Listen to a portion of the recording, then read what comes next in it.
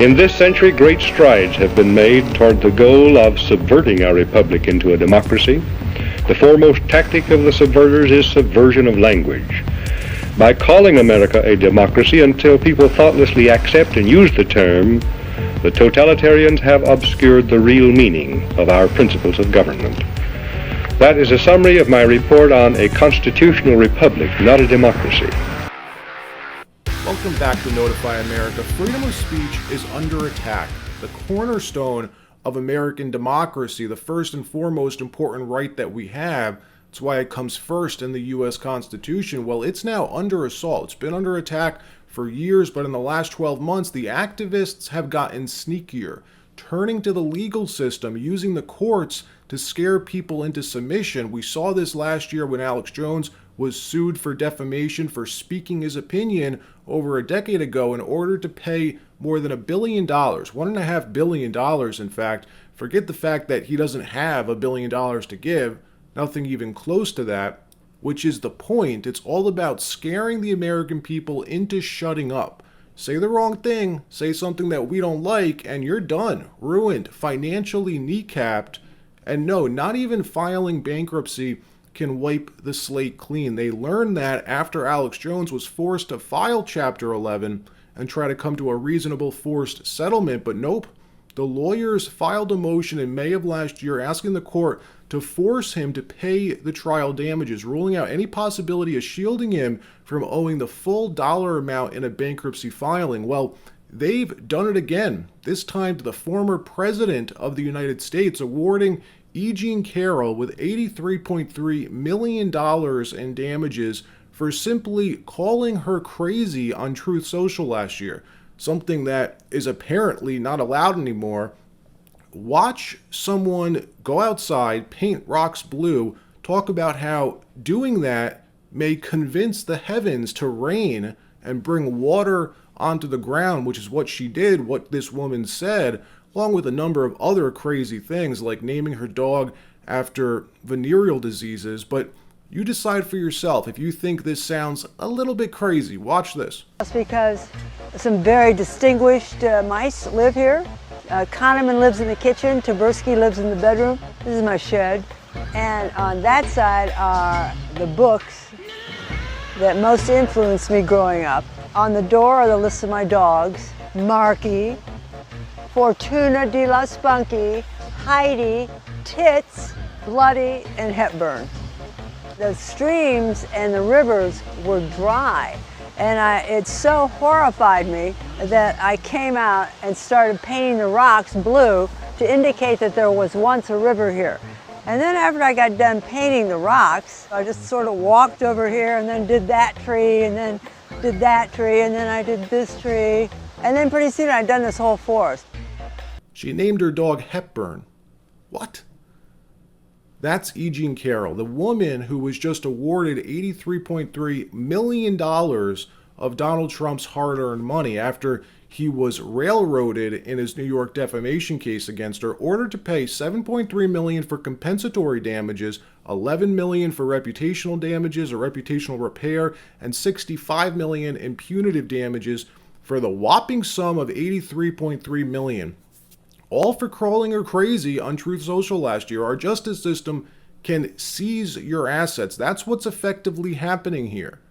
She didn't have this idea. Her legal defense was funded by Reid Hoffman, the co-founder of LinkedIn, the same guy who's bringing lawsuits all over the country against Donald Trump. This case had nothing to do with the alleged attack, by the way, that she claims happened in the 90s. That case was already resolved. This was a second case brought solely because Trump went on social media and said that he thought she was crazy. And like I just said, her defense is being paid for, or was paid for, by Reid Hoffman, the LinkedIn co-founder, the billionaire Dem mega donor, the same person who was funding Nikki Haley's campaign and those state election cases to get Trump removed from the ballot.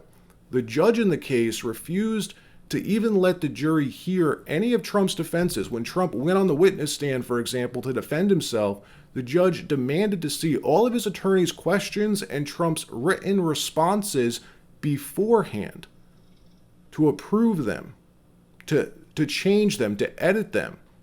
Something that never happens. This was like the biggest sham trial yet. All of these Trump cases are just outrageous, but this one takes the cake. Here's Trump's attorney, Alina Abba, laying down the law after the trial ended. Watch this. No. I'm glad you asked me that question. No, I'm not having any second thoughts about representing President Trump. It is the proudest thing I could ever do. What I am having second thoughts about is the license that I stand here with that the people in there are supposed to have. I have not spoken because I respect my ethics while I'm on trial. But let me now speak about what has happened. I have sat on trial after trial for months in this state, the state of New York. Attorney General Letitia James, and now this. Weeks.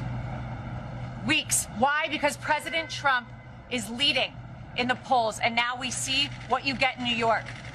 So don't get it twisted, whoever asked me that question. I am so proud to stand with President Trump. But I am not proud to stand with what I saw in that courtroom. I'm not finished. Let me just finish and I'll take questions, please. Before I walked into court, that judge decided that every single defense President Trump had, we were not allowed to raise in front of the jury. It is in writing, and I encourage the journalists, the real journalists, to take the minute to look at his orders. There was no proof. And I couldn't prove that she didn't bring in the dress. There was no DNA. There was no expert. My experts were denied. Two of them were denied to come in. They didn't let me bring up that Reid Hoffman funded Miss Kaplan. And you know what we got in there? That my witness, who was her friend, who said that she is a drug addict and the drug addict is herself. That friend, I found out in there, was paid for by Miss Kaplan's firm, and that is disgusting. That is a violation of everything I stand for, and that is why I stand with Trump. And that is why so many Americans are so proud that he is running again and so excited to run to the ballot box. But don't get it twisted. We are seeing a violation of our justice system. Ladies and gentlemen, you are not allowed to be stripped of every defense that you have. You are not allowed to be told that you can't bring it up. And imagine a point where a judge tells the lawyer, before your client, the former president of the United States, the leading candidate and obvious nominee for the Republican Party, before he takes the stand to defend himself, Ms. Haba, tell me the questions you're going to ask in open court and tell me exactly what he's going to respond. And then edited my questions, edited the response he was allowed to give.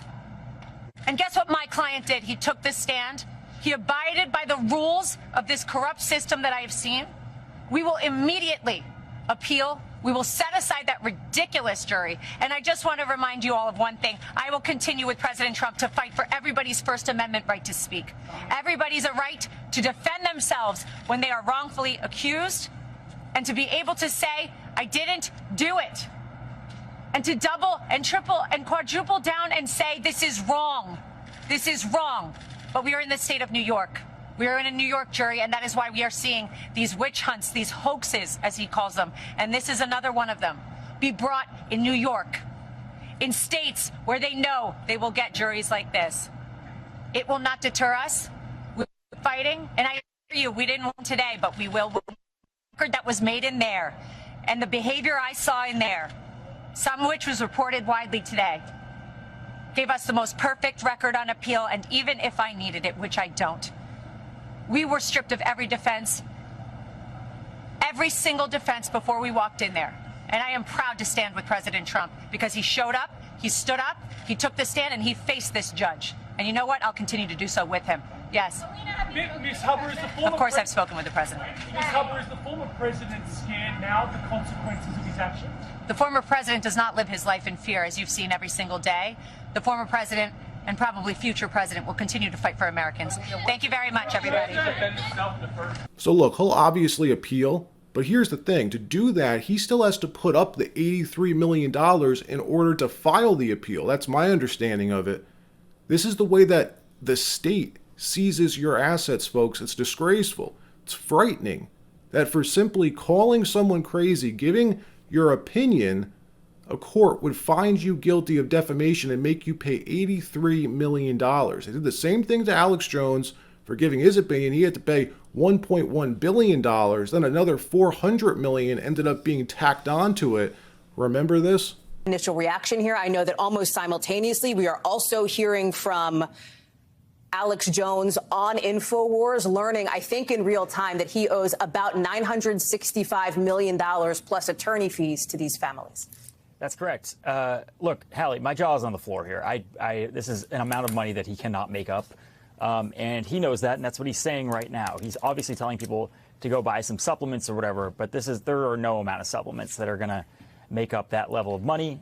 His team counted over $1 billion. We're still, that's how high the damages are here. Nobody has a real number yet. This is the definition of a dishonest and corrupt system. At this point, it's hard to ever imagine the American people gaining their confidence back.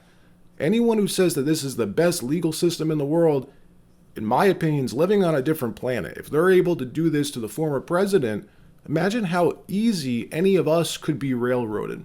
And that's the point. Say the wrong thing, say something we don't like, and you're finished. Which is why any attempt by Congress to restrict speech, like they're trying to do with these anti-hate speech laws, we're seeing them do it in other countries, Canada, Australia, the United Kingdom, also Ireland. We just saw Ireland pass a broad, overarching law through their lower chamber, working its way to the Senate right now, called the Incitement to Violence or Hatred and Hate Offenses Bill. The language in this bill is purposely vague, very vague, criminalizing any communication that they say incites violence or hatred would be a crime. But no definition on what exactly that means. We just saw multiple MPs and members of the Trudeau government in Canada come out this week and accuse Tucker Carlson of inciting violence, saying he's evil. You can be sure they'd charge him under this law if they could. Watch this.